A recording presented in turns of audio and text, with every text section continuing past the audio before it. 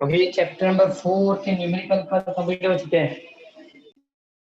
आज chapter 5 continue नहीं करेंगे, लेकिन चैप्टर 4 के एमसीक्यू जो मैं रिपीट कर रहा हूँ, और जो एमसीक्यू मैं कंप्लीट कर उसकी पीडीएफ सेंड कर दूंगा। ऐसे दर्पण में भी है। चलो एक काम करेंगे, दर्पण के नंबर लिखते जाऊंगा और कंप्लीट करवा देता हूँ। क्लियर? जो जो क्वेश्चन बोर्ड एग्जाम में कंप्लीट हो चुके हैं वो सबसे पहले हम कंप्लीट कर लेंगे।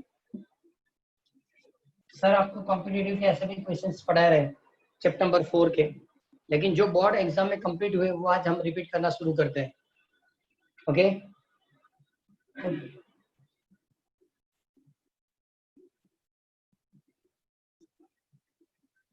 ओके, दर्पण में जो मल्टीपल चॉइस क्वेश्चन ही है सेक्शन नंबर ई, सेक्शन नंबर ई, उसे जो जो रिपीटेडली ज्यादा क्वेश्चन रिपीट हो गए वो हम कंप्लीट करना शुरू करेंगे। सबसे पहले तो उन्होंने लिख के दिया number 1, a water pipe lying on a ground with a hole in it.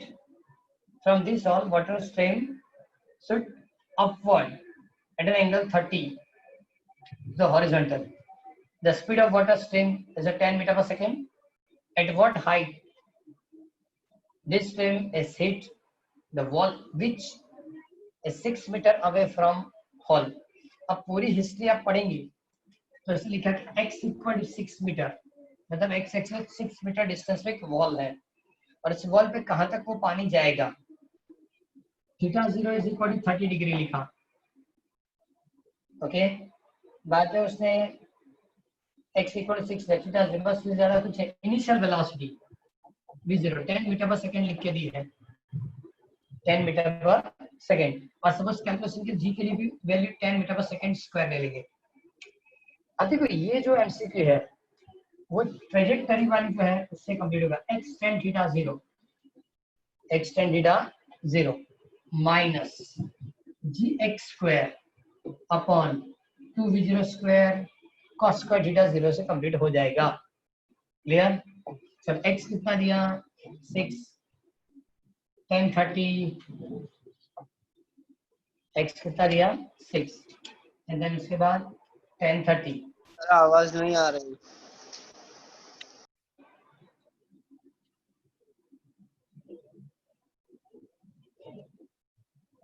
Sound में प्रॉब्लम किसको है?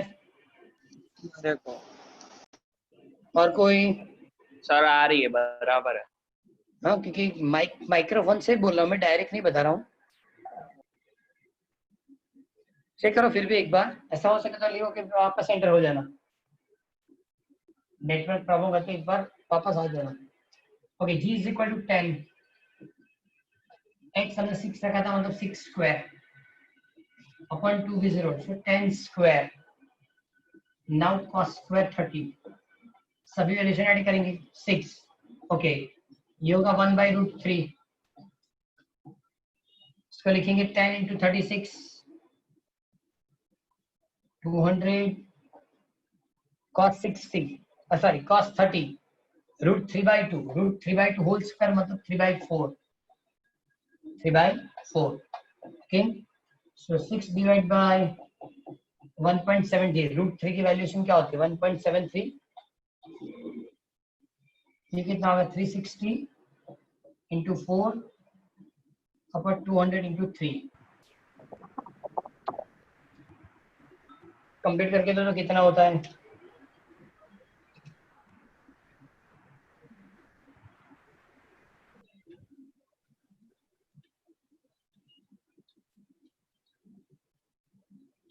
सिक्स डिवाइड बाय 1.73, ये होगा 3.46 माइनस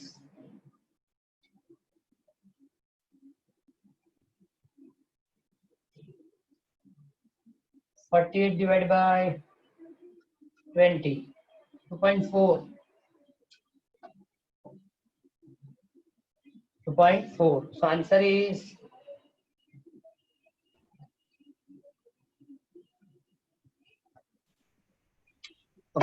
ऑप्शन उन लोगों ने जो दिया था वो 35.5 सेंटीमीटर, 90 सॉरी बाद में 112 सेंटीमीटर, बाद में 94 सेंटीमीटर।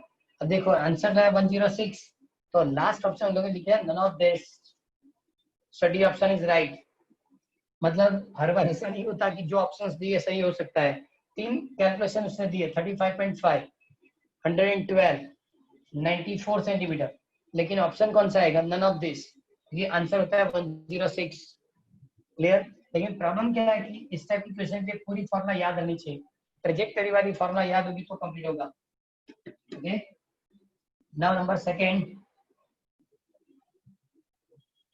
ये सभी क्वेश्चंस दर्पण में लिखे दिए हैं, लेकिन इसकी रिपीटेशन ज्यादा मतलब पहले कंप्लीट करेंगे। Second number question, an object is projected eight angle 60 with the horizontal with kinetic energy k.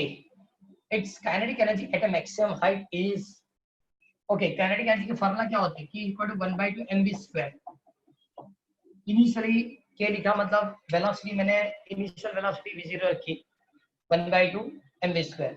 Okay, जब ऑब्जेक्ट मैक्सिमम हाइट पे जाएगा तो मैक्सिमम हाइट पे उसके लिए वेलोसिटी जो होती है वो हॉरिजॉन्टल वेलोसिटी होती है, v equal to v0 cos theta 0, v equal to v0 cos theta 0। तो मैक्सिमम हाइट के लिए जो काइनेटिक एनर्जी है जिसको हम k डैश लिखेंगे is equal to 1/2 mv square is equal to 1/2 m v0 cos theta 0, v0 cos theta 0। Okay, क्या लिखेंगे? Whole square. So now 1/2 m v0 square cos square theta 0, angle दिया है 60 उसने, projected angle क्या लिखा है? 60। Okay, अब इसको तो हम k लिख सकते हैं according to first formula. So now k dash is equal to k cos 60 1/2 whole square। So now k dash is equal to k by 4, k dash equal to k by 4, the C option। so क्या लिखेंगे हम? C option। कौन सा था? Second.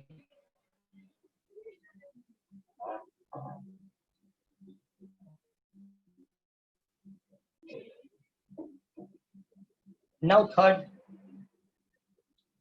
इसमें लिखा है when the angle of projection is 35 degree, the range of projectile is r. Now if the angle of projection is dash, its range will remain same। पहले भी मैंने बताया था कि 45 के साथ जब इक्वल एंगल लेंगे 45 के साथ इक्वल डिफरेंस तो रेंज इक्वल होगी। तो फर्स्ट एंगल इज 35, ये 35 का मतलब क्या हुआ? 45 डिग्री माइनस 10, तो उसके बाद 45 प्लस 10 पे आपको वही रेंज मिलेगी। इसका मतलब first option 40, second 60, third 55 and fourth 45। तो आंसर क्या होगा? 55 डिग्री, 55 डिग्री। फोर्थ क्वेश्चन देते हैं।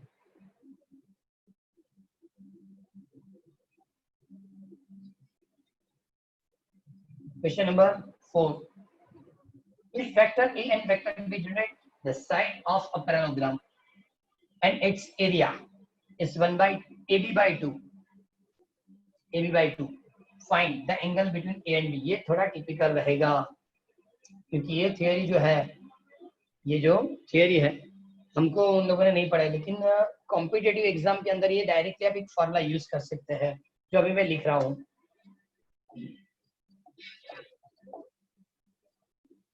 The area of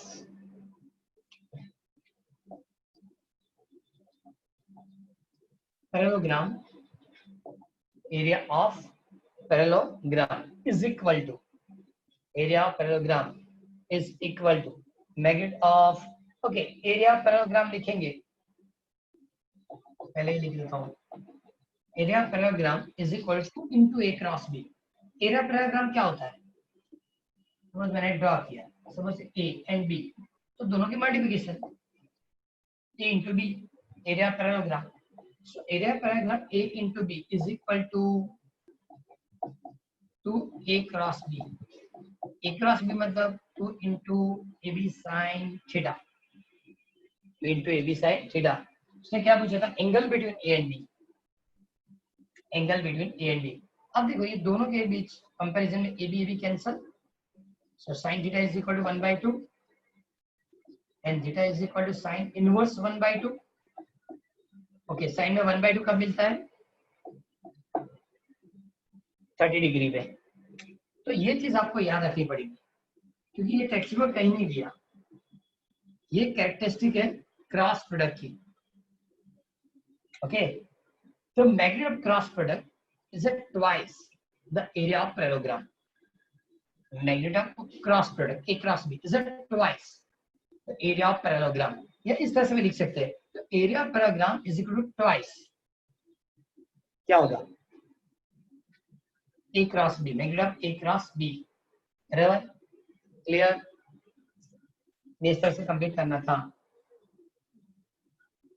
ओके, बाद में तो जो है वो इजीली आपको पता चल जाएगा। ये कैरेक्टरिस्टिक हमने पढ़ी थी जब क्रॉस प्रोडक्ट मैंने पढ़ाया था, तो क्रॉस प्रोडक्ट की कैरेक्टरिस्टिक मैंने पहले आपको एक्सप्लेन कर ली थी। इसमें लिखा है obtain the component of vector A।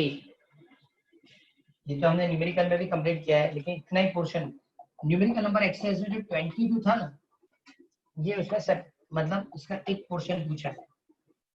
इसमें लिख के दिया है obtain the component of vector A is equal to 2i plus 3j in the direction of minus I minus j। तो इसको भी लिख दो, इस वेक्टर की कंपोनेंट बी के डायरेक्शन में आपको चाहिए। ओके, तो पहले तो हम क्या लिखेंगे? Component of A in direction of B is equal to A cos theta, but A dot B is equal to A B cos theta, and therefore a cos theta is equal to a dot b upon b। a dot b मतलब ax bx, ay by, bx square plus by square। So now component of a in direction of b is equal to ax equal to 2 bx minus 1, ay equal to 3 by minus 1 upon minus 1 square minus 1 square, so minus 2 minus 3 upon root 2, answer minus 5 upon root 2। Okay, check करो fifth question के अंदर A option is the right. अब check text book के अंदर आपको ये दोनों plus दिए थे तो आंसर प्लस आया, जब एमसी में दिया तो ये दोनों माइनस दिए तो आंसर किसमें आया? माइनस के अंदर।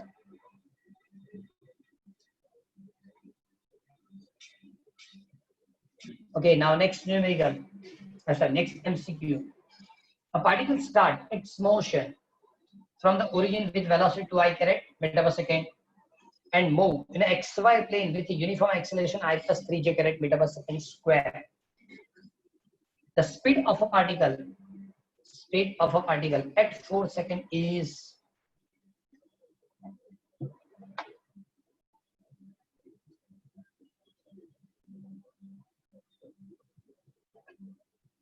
speed of particle 4 seconds is, okay, initial velocity v0 to I caret meter per second, acceleration is equal to I plus 3j meter per second square। Calculate क्या करना है? Speed at 4 seconds, so t is equal to 4 seconds, so vector v is equal to v0 plus at, v0 is 2i caret, I plus 3j caret into 4, 2i caret, 4i caret, 12j caret, ये दोनों की addition 6i caret plus 12j caret is a formula of v, but उन लोगों ने आपको speed पूछा है, not velocity.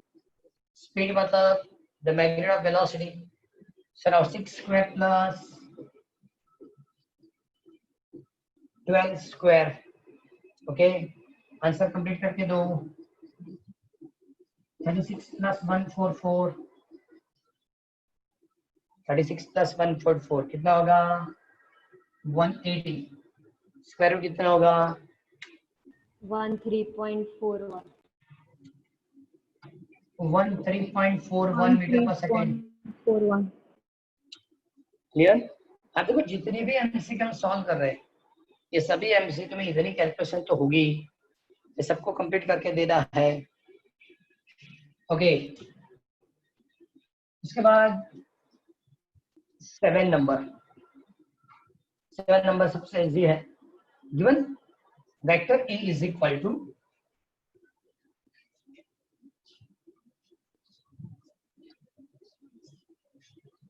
Vector A is equal to 2i plus 4j minus 6k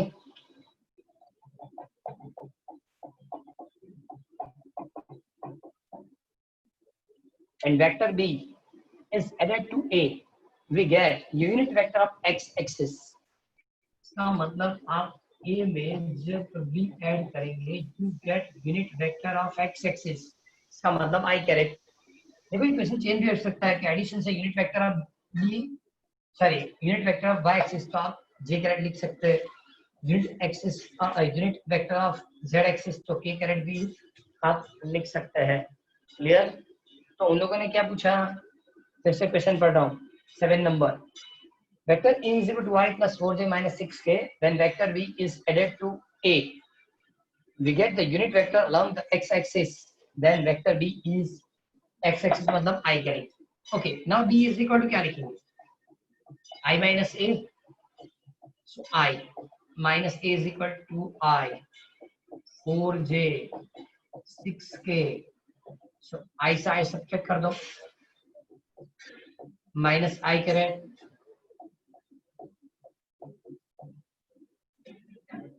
ये आंसर होगा minus I minus 4j plus 6k plus 6k। Clear? Now 8 number question,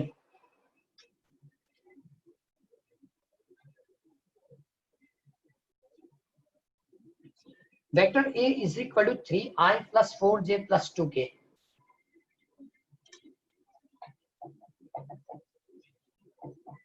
I plus 4j plus 2k,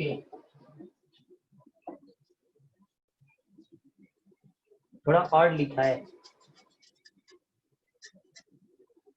इस तरह से लिखना है, उन जगह लिखे दिए इसे थोड़ा चेंज करना पड़ेगा। Okay, now vector B is equal to I minus j plus 3k, फिर A cross B, sorry magnitude of A cross B। देखो A क्रॉस B वेक्टर होता है और बाद में उसकी मैग्नेट आपको कैलकुलेट करनी पड़ेगी। क्लियर? तो A क्रॉस B के लिए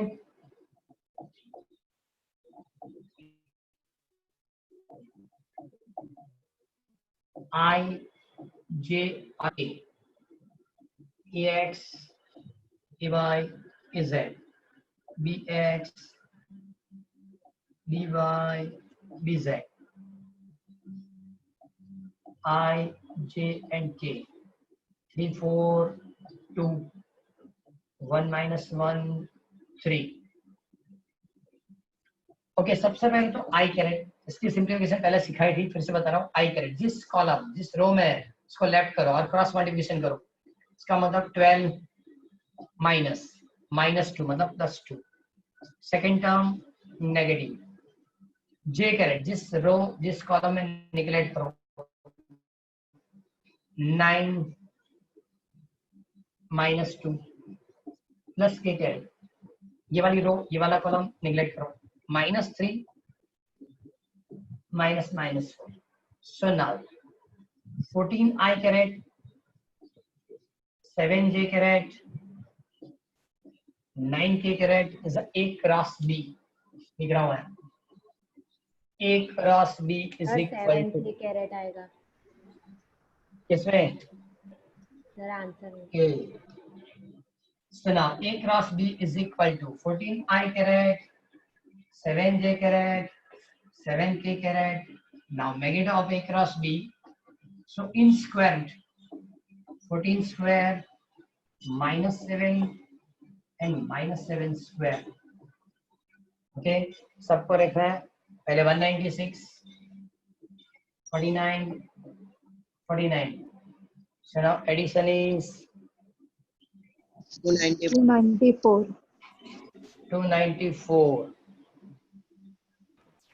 आंसर लिख के दिया 17.14।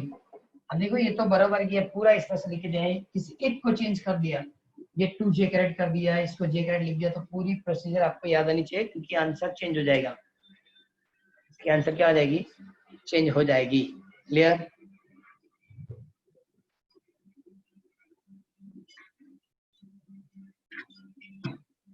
Okay,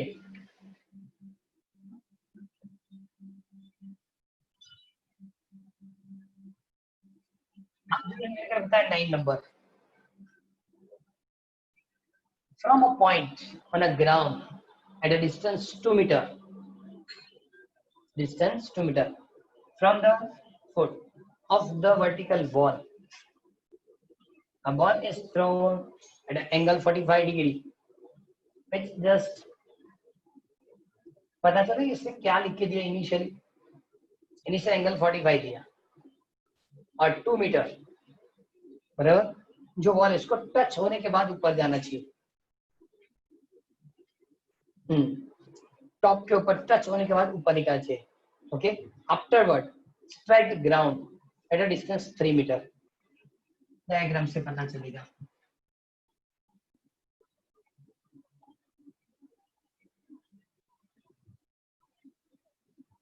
height of ball calculate करके देना है।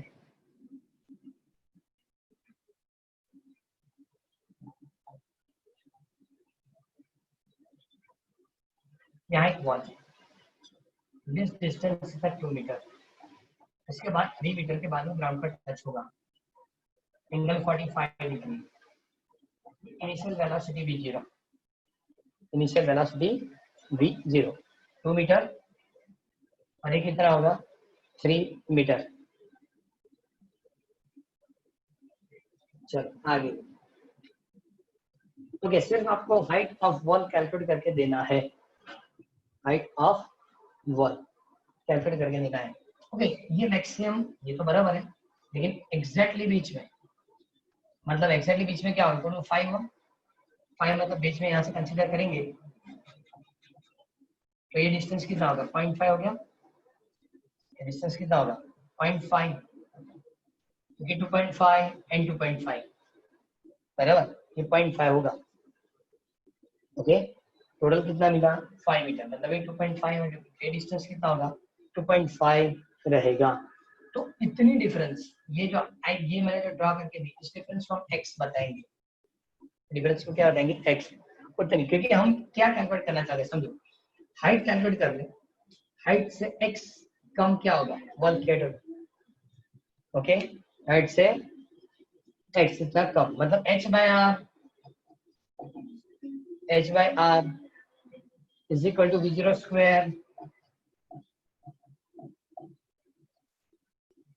sin square upon 2g,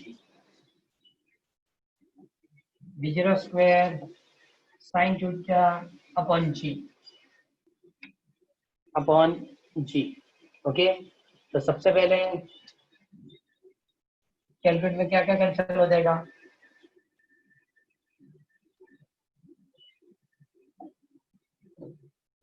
sine square theta, इसके लिए क्या लिखेंगे? Sine square theta by 2, sine theta का मतलब 2 साइन थीटा कॉस थीटा, एक साइन थीटा गया, h by r is equal to tan theta by 4 sin theta upon cos theta, tan theta by 4। Okay, अब theta कितना दिया? Theta कितना दिया? 45। So h is equal to r by 4 because tan 45 equal to 1। Okay, range कितनी है? 5 metre. तो हमको ये हाइट मिल गई, हाइट कितनी है? 5/4 जितनी है। हाइट कितनी है? 5/4 क्लियर। पता चला ये हाइट जो है 5/4 जितनी है क्लियर। अब हाइट हमको मिल गई तो हमको सिर्फ x की वैल्यू कैलकुलेट करनी पड़ेगी।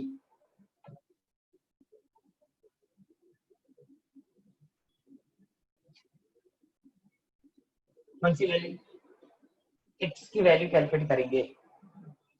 अब देखो यह एंगल 45, तो यहाँ उतना ही एंगल बनेगा, इसका एनलार्ज करके ड्रॉ करते हैं ऐसे होता है। ओके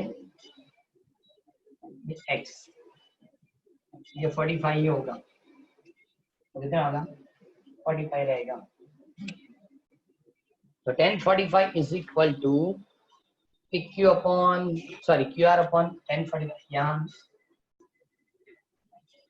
p, यहाँ मैंने q और यहाँ r लिख के दिया है बराबर। So tan 45 is equal to opposite upon सन QR अपॉन tan 45 1, tan 45 1 क्या लिखेंगे x अपन क्या होगा 0.5, इसका मतलब x equal to 0.5 metre, x equal to 0.5 metre मिल गया। 0.5 मतलब क्या होगा 1/2।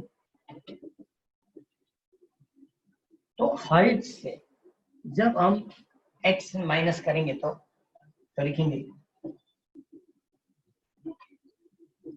h is equal to h minus x, इस साइड को h और ये था capital H। Okay capital H कितना मिला 5/4 1/2, so now difference 5 minus 2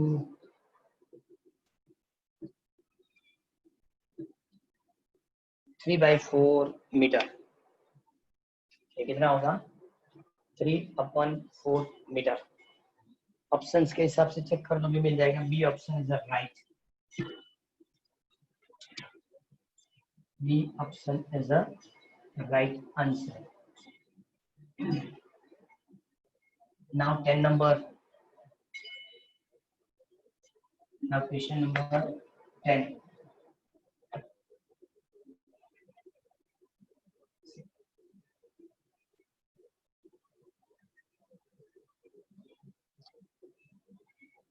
An object is thrown vertically upward with velocity 20 meter per second.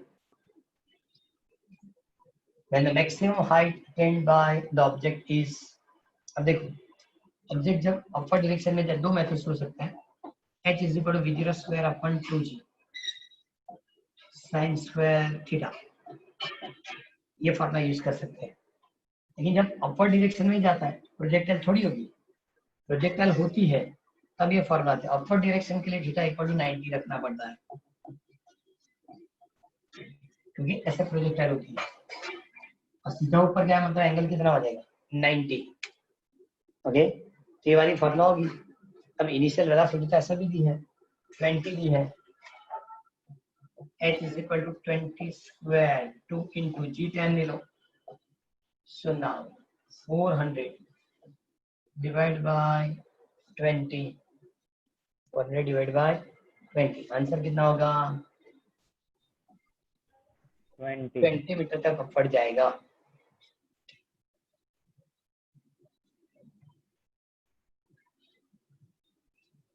पता चला डायरेक्टली फॉर्मूला। एक चीज और भी है, सपोज आप जानते हो तो थर्ड चैप्टर में मैंने अपवर्ड डायरेक्शन और डाउनवर्ड डायरेक्शन वाले इक्वेशंस लिखे थे, तब भी ये लिखा था जब ऑब्जेक्ट को अपवर्ड डायरेक्शन में थ्रो करेंगे तो मैक्सिमम हाइट की फॉर्मूला क्या होगी वहां लिख के दी थी।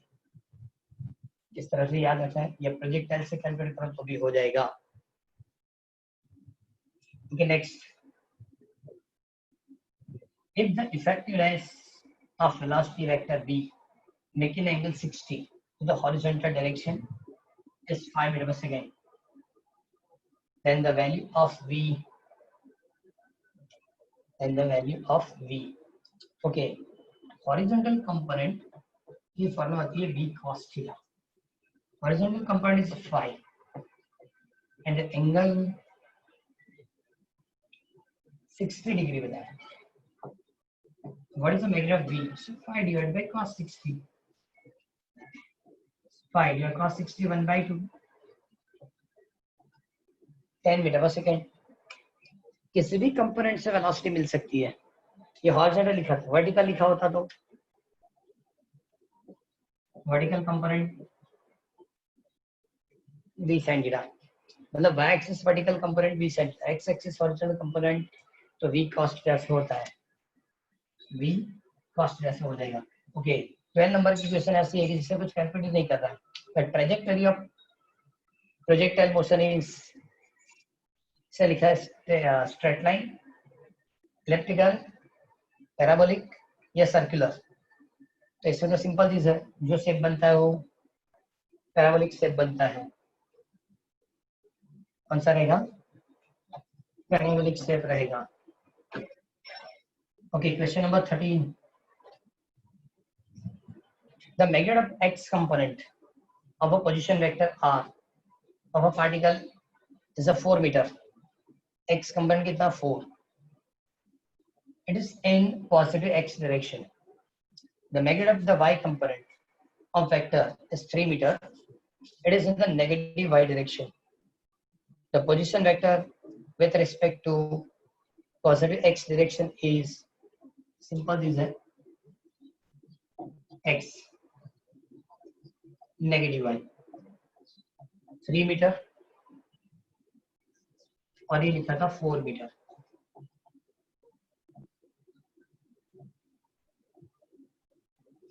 ये होगा इसका पोजीशन वेक्टर. क्या होगा इसका पोजीशन वेक्टर. अब इसके लिए एंगल फाइंड करना है. ओके एंगल में जो लिख के दिया वही हम लिखेंगे. क्या tan theta is equal to क्या फॉर्मूला है? tan theta is equal to suppose A B या सी लिखा. tan theta is equal to A B opposite opposite मतलब ओरिजिन ओ होगा तो ओ ए लिख सकते हैं. लेकिन ए बी अपॉन ओ ए की वैल्यू और बी सी की वैल्यू इक्वल है. A B is equal to -3 क्योंकि नेगेटिव वाई पे है और ये 4. Theta is equal to tan inverse -3/4. Okay, C option is right. C option is the right answer. Okay, now 14 number. 14 number.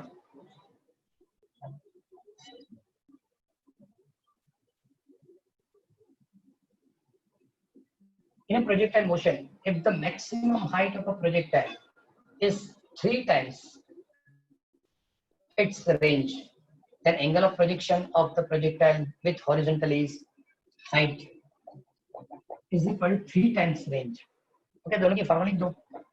v0 square sin square theta 0 upon 2g 3 into v0 square sin 2 theta upon g. Clear. अब जो cancel होता है cancel करना पड़ेगा. v0 square g v0 square g sin square theta 0 sin 2 theta की formula 2 sin theta 0 cos theta 0 sorry into 3 sin theta cancel. sin theta क्या हो जाएगा कैंसिल. ओके यहाँ जो 2 था वो भी सामने लेना बाकी रह गया. यहाँ 2 लिखेंगे, ये 2 सामने जाएगा. इसका मतलब आपको sin थीटा 0 अपन cos थीटा 0 ये इधर आएगा.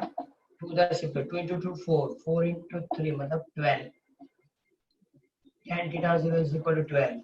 एंगल पूछा था.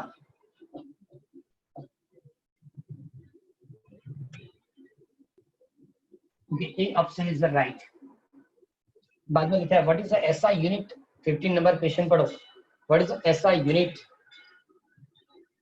of unit vector? What is the SI unit of unit vector?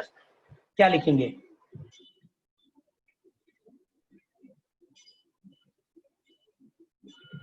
What is the SI unit of unit vector?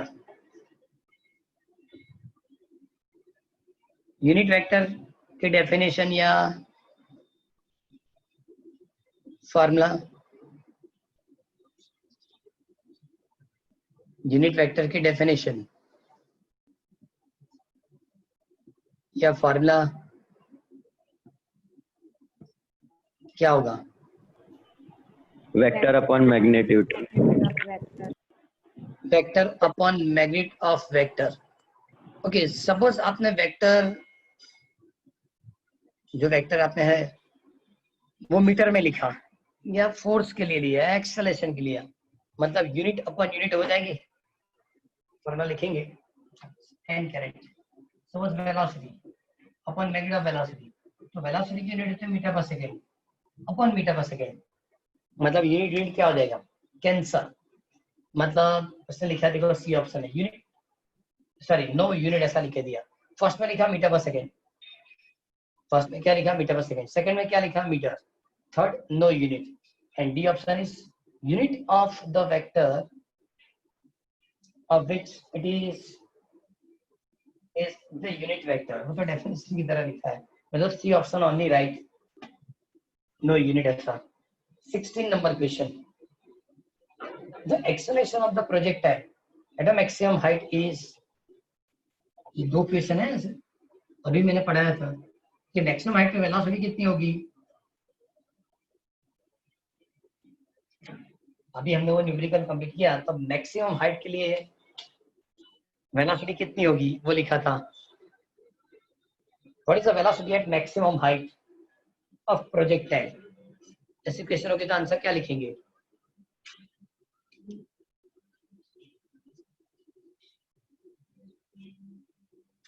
तो मैक्सिमम हाइट पे वेलोसिटी जो होती है v0 cos theta 0, only horizontal velocity. Vertical velocity 0 होती है। Vertical velocity क्या होती है? 0। किसके लिए?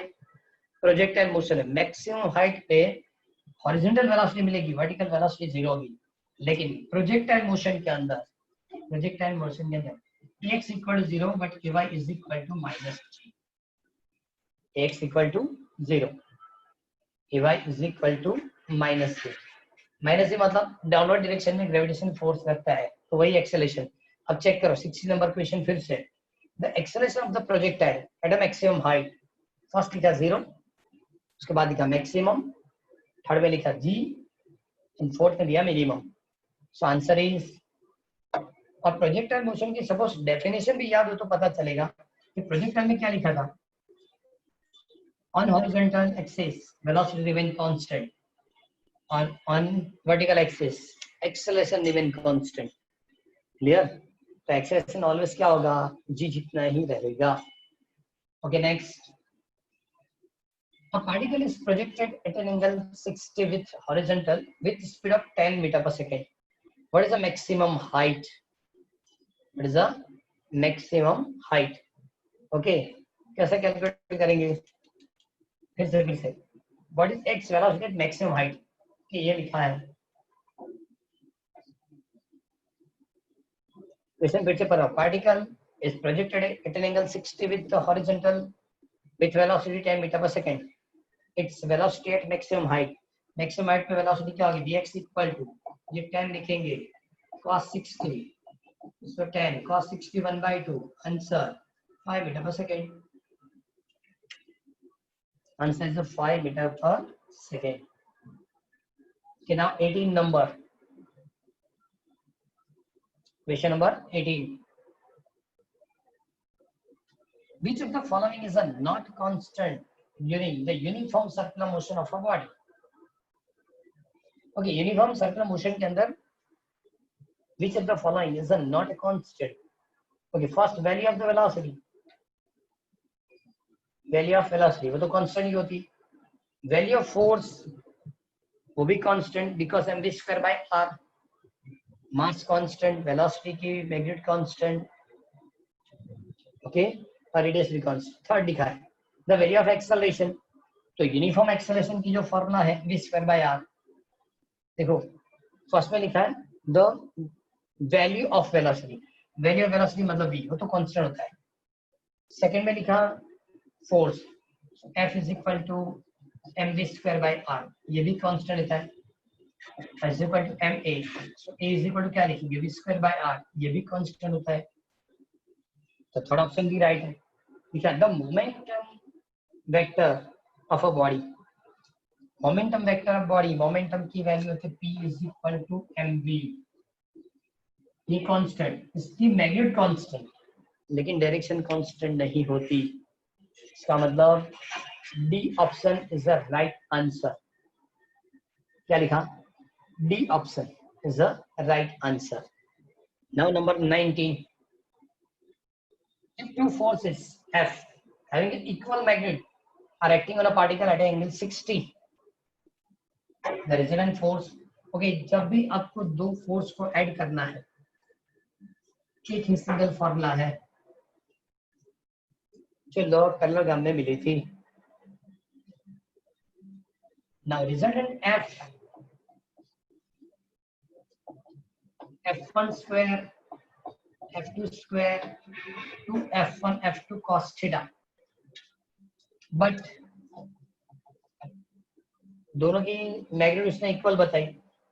चलो इसको f डैश लिख देता हूँ, ये f dash f1 f2 is equal to f, दोनों की मैग्नीट्यूड क्या है, equal.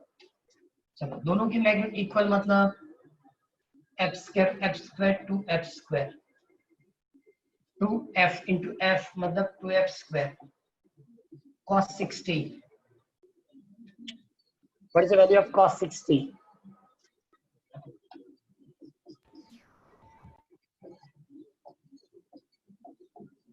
One by two, two cancel, 3f square. So f dash is equal to root 3f. f dash is equal to root 3f. और suppose मान लो कि किसी एक, मतलब ये दोनों में से किसी मैग्नीट्यूड बताई, तो आप इसकी मैग्नीट्यूड भी लिख सकते हैं, आप उसकी मैग्नीट्यूड भी लिख सकते हैं। ओके, चलो लास्ट क्वेश्चन 20 नंबर कंप्लीट करते हैं और इतना रखेंगे। सर लिखा था component of i plus j in direction of 2i plus 3j, ये तो अभी कंप्लीट किया था, वही है, सिर्फ सीक्वेंस चेंज हो गई। कैलकुलेट तो वही करना है, क्या होगा, the magnitude of a in direction of b is equal to a cos theta, but a dot b ab cos theta. Now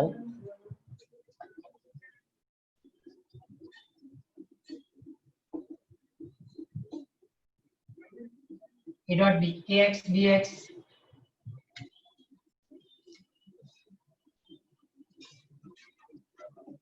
plus ay by upon magnitude of b, मतलब bx square plus by square. Okay, now ax1 bx2 ay1 is a 3 in square root 2 square plus 3 square, क्या होगा, 2 plus 3 4 plus 9, so 5 upon root 13 is the answer. 5 upon root 13 is the answer. Clear? And वो chapter number 3 के theory की test होगी 3 बजे। Clear? Chapter number 3 theory questions जो मैंने आपको सेंड किए थे, उसकी आज टेस्ट होगी 3 मतलब 3 o'clock। क्लियर? तो कंप्लीट कर देना है। Okay sir. ओके, चलो मीटिंग एंड करेंगे। Thank you sir.